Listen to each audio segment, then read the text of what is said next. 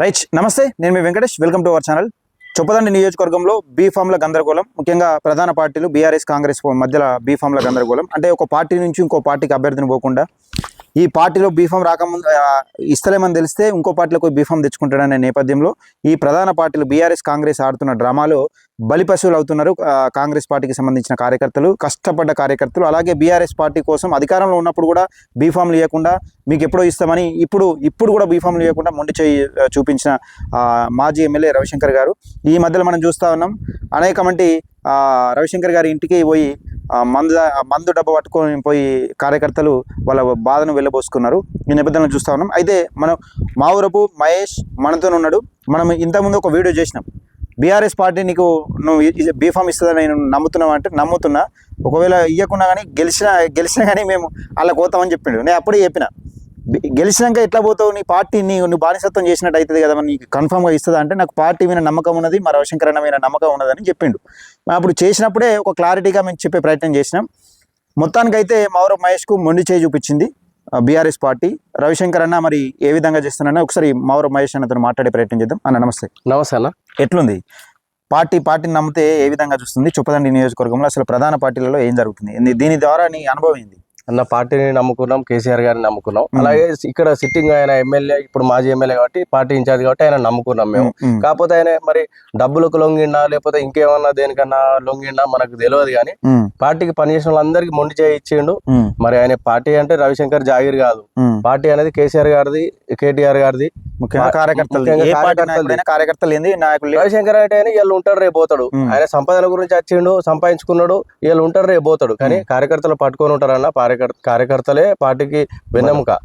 ఎక్కడైనా మన కార్యకర్తలు ఏంది ఏ పార్టీ కూడా ఉండదు. అలాగే మేము కూడా ఆయనకు టికెట్ రాకముందు నుంచి కూడా ఆయన ఎంబడి తిరిగినాం. రవిశంకర్ కి టికెట్ వస్తా అని చెప్పి మేము ఎంకరేజ్మెంట్ చేసినాం. సోషల్ మీడియా పరంగా అన్ని రకాలుగా మేము ఆయనకు సహకారం చేసినాం. చేసిన తర్వాత సరే ఆయన నమ్మించి గొంతుకు వచ్చిండా లేకపోతే తీయటి మాటలతో చేసిన తర్వాత ముచ్చారు, కానీ ఆయన మాత్రం అందరికి మొండి చేయి చూపెట్టిండు. పార్టీ ఆయన నమ్ముకున్న పార్టీ నమ్ముకున్న మొండి చేయి. అంటే చివరి నిమిషం దాకా నీకు ఏం చెప్పారు? చివరి నిమిషం వరకు నీ మీద ఆశీర్వాదం ఉంటదని చెప్పిండు ఆయన. ఎవరి ఆశీర్వాదం? రవిశంకర్. అంటే బీఫామ్ వస్తుందని చెప్పాలి. బీఫామ్ నీకు ఆశీర్వాదం ఉంటది అన్నప్పుడు ఇక మనం నమ్ముతాం కదా అన్న. ఆశీర్వాదం ఉంటది అన్నప్పుడు పార్టీ ఇది ఇక్కడ జరుగుతుంది ఏంటంటే, ఒక కష్టపడ్డ కార్యకర్త, పార్టీ కోసం కష్టపడ్డ కార్యకర్త ఇంకో పార్టీలో పోకుండా వీళ్ళు ఎంత డ్రామాలు చేసిరంటే, ప్రధాన పార్టీలు ఒక పార్టీని కాదు, నేను ఇప్పుడు కాంగ్రెస్ పార్టీని ఏమో జోకడానికో లేకపోతే బీఆర్ఎస్ పార్టీని తిట్టడానికో వీడియో చేస్తాను. ప్రధానంగా బీఆర్ఎస్ కాంగ్రెస్ ఆడుతున్న డ్రామాలో ఇంకో పార్టీలో పోకుండా కార్యకర్తలను, కష్టపడ్డ పార్టీ కోసం కష్టపడ్డ అహర్నిశలు కష్టపడ్డ కార్యకర్తలను ఏ విధంగా వంచి నయవంచన గురి చేసి మోసం చేశారనేది కీలకంగా అర్థమవుతుంది. నిలువెత్తు నిదర్శనం ఇక్కడ. ఎన్ని సంవత్సరాల నుంచి పార్టీలో పనిచేసి? నేను 15 సంవత్సరాల నుంచి పార్టీ చేస్తున్నాను. నేను ఉద్యమకారుని. రవిశంకర్ కంటే ముందే నేను పార్టీలో ఉన్నా. రవిశంకర్ కూడా లేడు అప్పుడు లేడు. నేను నేను ఉద్యమం చేసినప్పుడు ఆయన ప్రజారాజ్యం పార్టీలో ఉన్నాడు. ప్రజారాజ్యం పార్టీల నుంచి ఒక అవకాశవాది లెక్క నాకు వచ్చిండు. ఆయన చేసేది చేసుకున్నాడు. సరే, నమ్మిన పార్టీ కార్యకర్తలకు అయితే న్యాయం చేయాలి కదా. 2020లో టికెట్ అడిగిన, తమ్ముడు ఒక కాంగ్రెస్ వ్యక్తి అత్తుండు, నీకు భవిష్యత్తు ఉంటది అని చెప్పిండు. సరే, ఆయన కాంగ్రెస్ తీసుకొస్తే మేము తీసుకొచ్చుకున్నాం, గెలిపించుకున్నాం. ఇలా ఆయన ఏ పార్టీ నుంచి వచ్చిండో ఆ పార్టీకి ఆయన వెళ్ళిపోయినప్పుడు మరి అన్న ఆయన వెళ్ళిపోయాడు. అప్పుడు మీరు ఆయన తీసుకొచ్చారు, మేము ఆయన గెలిపించుకొని మేము కూడా పెట్టినాం. ఇప్పుడు ఆయన వెళ్ళిపోయాడు. ఆయన స్థలంలో నాకు ఈరు అని చెప్పి నేను మా వార్డు తరపున, నేను 10 ఏళ్ల నుంచి నేను మా వార్డు తరపున నేను ఒక్కనే ఉన్నా, జెండా మోషన్ ఉంది. ఇలా 3వ వార్డు. ఇలా ఎవరిలో పార్టీకి సంబంధం లేని వ్యక్తి ఏంది సీరియల్ గా 3వ వార్డు 4వ వార్డు ఏంది? రవిశంకర్ గారు ఆయనే కాంగ్రెస్ పార్టీకి కూడా దరఖాస్తు చేసుకున్నాడు.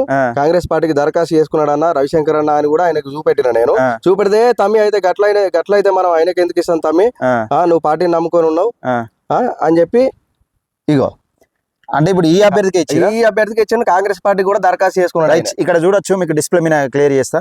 ఓకే, ఇక్కడ ఈ ఎవరైతే ఇప్పుడు ఈయన కాదని 3వ వార్డుల అభ్యర్థి ఎవరైతే బీఫామ్ ఇచ్చారో బీఆర్ఎస్ పార్టీ, ఆయన కాంగ్రెస్ పార్టీకి కూడా ఇక్కడ జనరల్ మహిళ, అంటే ఇక్కడ పార్టీ తరఫున జనరల్ మహిళ 3వ వార్డు కొమ్మినేని.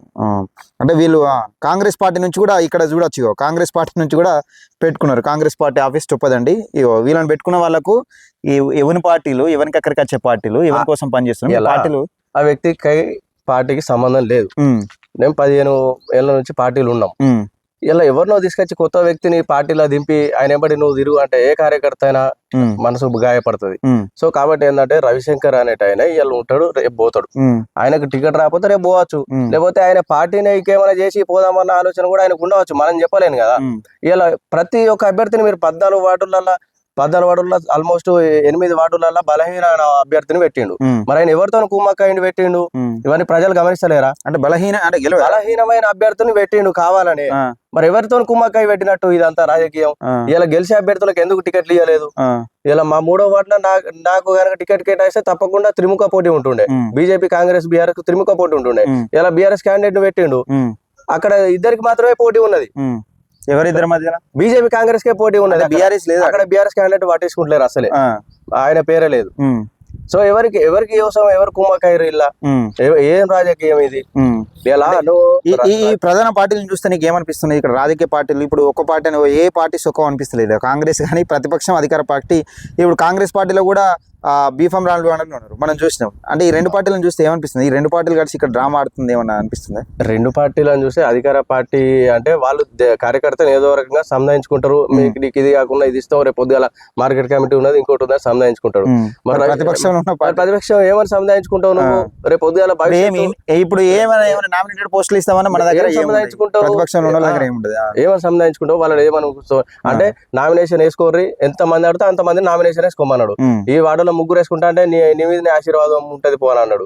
ఇంకో వార్డులో 4 వస్తే 4కి చెప్పిండు నీ మీద ఆశీర్వాదం ఉంటది పో అని చెప్పి. బీఫామ్ అనేది ఒకరికే ఇచ్చని ఆయన కూడా తెలుసు కదా. ఆయన ఒక 5 ఏళ్ళు చట్టసభలో కూర్చున్న వ్యక్తే కదా. అటు ఏమో రోడ్ల పైన తిరిగిన వ్యక్తి కాదు కదా. ఏమంటాను ఇప్పుడు బీఫామ్ పోయిన తర్వాత ఎప్పుడైనా ఫోన్ చేసినావు? బీఫామ్ రాకుండా అయిన తర్వాత ఎప్పుడైనా ఫోన్ చేసినావు? నన్ను కనీసం కాంప్రమైజ్ కూడా మళ్ళీ ఫోన్ చేయలేదు. అంటే నీతో అవసరం అయిపోయింది కానీ పని అయిపోయింది అన్నట్టే కదా. అన్నట్టే. కాకపోతే వాడుకొని వదిలేసిండు. ఆయన కూడా వచ్చిండు. వీళ్ళు ఉంటాడు, ఆయన రేపు పోతాడు. పార్టీ అనేది కేసీఆర్ గారిది, కార్యకర్తలది. రైట్. ఇది మనం చూస్తున్నాం. అంటే ముఖ్యంగా ఇక్కడ బీఆర్ఎస్ పార్టీకి సంబంధించిన 3వ వార్డు అభ్యర్థి మావురపు మహేష్ ఏది బీఫామ్ కోసం దరఖాస్తు చేసుకుంటే బీఫామ్ ఇవ్వకుండా వేరే అభ్యర్థికి ఇచ్చారట. సరే, ఇండిపెండెంట్గా పోటీ చేస్తూ ఉన్నారు, ప్రజల మద్దతు కోసం పోటీ చేస్తూ ఉన్న నేపథ్యం చూస్తూ ఉన్నాం. ఇక్కడ తెలంగాణ రాష్ట్రంలో చొప్పదండి నియోజకవర్గంలో 3వ వార్డు 4వ వార్డు ఈ వార్డులలో అసలు ఏం జరుగుతుంది? ఇంతకుముందు మనం 4వ వార్డుకి సంబంధించిన మనం ఒక మహిళ గురించి మాట్లాడినాం. ఇప్పుడు ఈ మావురపు మహేష్ అన్న గురించి మాట్లాడుతున్నాం. అసలు ఈ ప్రధాన పార్టీలు, రాజకీయ పార్టీలు అసలు నిజంగా ఒక ఒక కార్యకర్త ఒక పార్టీ కోసం పనిచేయాలంటే ఏ రోజైనా కానీ ఏమైనా దాఖలాలు ఉన్నాయా? పనిచేసి నమ్మి పార్టీల కోసం పనిచేసే దాఖలాలు ఉన్నాయా? ఒకసారి ఆలోచించుకోవాలి. ఇది చొప్పదండిలో జరుగుతున్నది. మరి చూద్దాం, మరి ఎవరు గెలుస్తారు, ఈ ప్రజలు ఎవరి వైపు ఉంటారు అనేది ఒకసారి అర్థం చేసుకోవాల్సిన పరిస్థితి.